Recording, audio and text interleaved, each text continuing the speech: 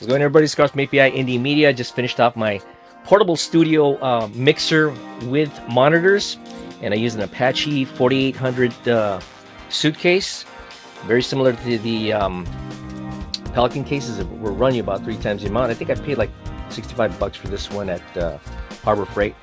Very durable. Here's some tools that I utilize. This is a crimper for some rivets that are definitely going to be utilized for the case, for putting in some of the framing. And these are some of the attachments that I use for the HDMI interface from the Roland to whatever camera is going to be posted outside the box. Of course, there's different designs you can pick these up on Amazon or eBay. Probably run you somewhere around like maybe $3 or $4. And I definitely use some switches because these are powered up by an Anton Bauer battery, and they definitely need an on and off switch. And of course, you're going to need a glue gun, Dremel tool, Sharpie, and of course a drill, and whatever other tools, like for example, like this jigsaw for cutting up some corners here and there, if you're using either plastic or wood. And definitely going to need some sandpaper. I use some of this wet sandpaper, different grids here, for sanding some of the rough edges within the case itself. And I also use the belt sander as well. This is some of the material that I utilize to create some of the patterns for the wood that I was going to attach to the case itself. It's very pliable, very easy to cut with a utility blade. And of course, I also use some masking tape and again, a Sharpie. You're going to be using a Sharpie quite often in these particular projects. Hope you guys had a fantastic holiday weekend. I certainly have. And here's the case. Moving on, I already set up the framing, the aluminum framing that I added within the case itself. It's a dual decker here. Lower base is going to be where the Roland's going to be sitting at.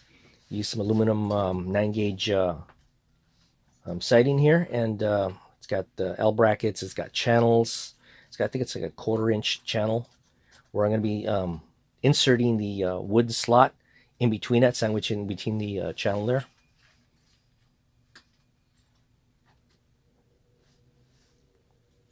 So I'm just showing you some of the attachments right here where it's been riveted on. And again, here's the HDMI interfaces that are going to be hooked up in the back, as you can see back here. Not perfect, but they are functional. Now this particular bracket, I picked this up at Lowe's. They run me like $2-3, and I'm using this as an articulate mount for my field monitor. It's going to be hooked up to this, so I can pivot it up just the way you see it right here, illustrated right here.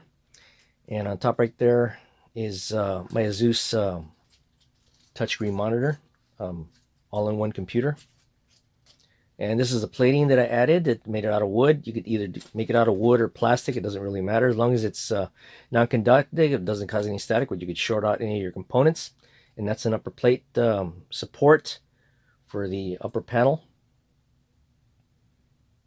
And of course, that hole in the middle right there is for all the cabling and the monitor in between, sandwiched above. So that's where the Roland's going to be sitting. And here's the back panel of the Roland. You got 4 HDMI inputs, 1 preview and an output, a USB, and an audio in and audio out for a mixer or whatever other components going to be utilizing, or maybe some speakers. And here's an attachment that I added outside the case to connect to the Roland and whatever other components I'm going to be using, like an external mixer. And this is where it's installed. It wasn't easy. I had to cut and splice and solder some of the wiring. And here's a Roland being attached into the case. It's being sandwiched in there right within the channel. It's got some foam to protect it. And this is the slot that I added for the microphone and headphones. And this right here is a EO, I don't know if I said that right, monitor that I picked up on Amazon. I think I picked this up for like $65. Pretty good little monitor. It's a 5-inch monitor, 5 volts power. You can power it with a power brick that you use for your cell phones. And this little pilot bolt is going to be attached to the monitor, which I'm going to hook up right on the side of the case here, as you can see right here. And it's going to be freestanding. The only reason I did that is to prevent any additional framing within the case, because there's going to be a lot of cables out and about within the case, and you don't want to crimp them, because if you get crimped them, you're gonna lose connectivity within the unit, and then you can have all kinds of problems. You have to figure out which one is not working, and it becomes a real pain in the butt. And here you are, it's already set up. It's nice and tight. An external shot of the case as it's being built. And I'm powering up the monitor right now with one of the power bricks. It's going to be swappable. I got up to 3 batteries. If one goes out, the other one goes in, which lasts you up to 2 hours. In fact, I already tested it out on this monitor. So they last quite a long time. I added this slot right here. It's been cushioned. I put some Velcro on the sides there, and I added a plastic plate with foam to cushion the battery as it slides in and out, and also to prevent any contact with metal, because that could also short out the cabling for whatever reason. And this is being plugged into the monitor. Now, something that's not shown here is that I had to cut the cable and add a switch to it to turn on the monitor and off. But it works just fine. It's a small little monitor. I mean, I could either utilize that or utilize the field monitor for preview. This back panel is it's a 100,000 milliamp battery, and this is the USB 4K video card. It's got HDMI and HDMI in, HDMI out for a field monitor recorder, and directly to the computer itself, so it record on the computer and on the external recorder as well. USB 3 interface. And this is my autonomous Shogun recorder. It's a 4K recorder, and this is the Zeus all-in-one computer. It's a touchscreen. It's already powered up. It's not battery operated. It does require AC power to power it up, and these are your interfaces for external monitors, whatever you want to attach to it. I'm taking a picture of it right now.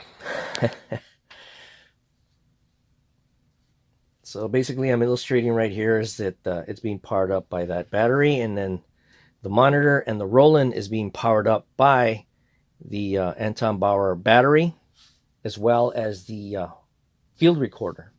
So it'll give you up to an hour. So it's best to have like several bricks to power up your portable suitcase. And this is the 12-volt adapter for the all-in-one computer. And I added a HDMI output for the recorder. It's got USB 3, and it's got a microphone and a headphone jack for additional audio, and then hooks up directly to the video card. So getting back over here to the power brick, it's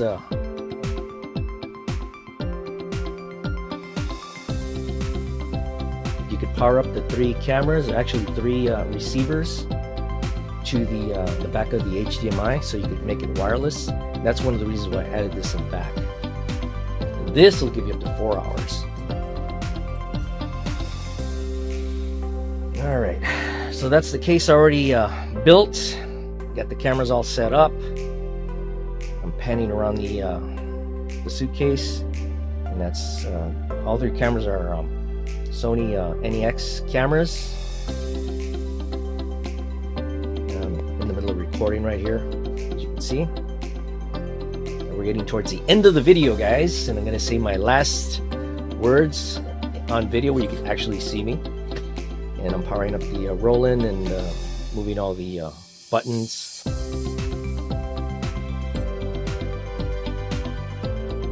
And you can see it hooked up directly to the computer. And that's me right there with my camera.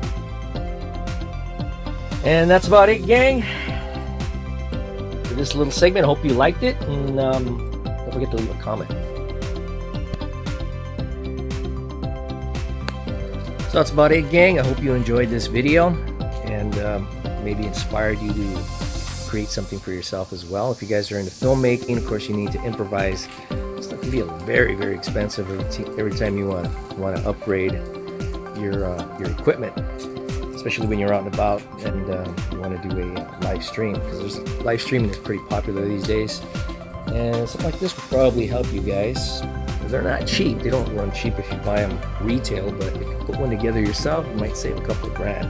So that's something to consider. Until next time, anyways, almost forgot. Have yourself a great weekend and Thanksgiving. Until next time.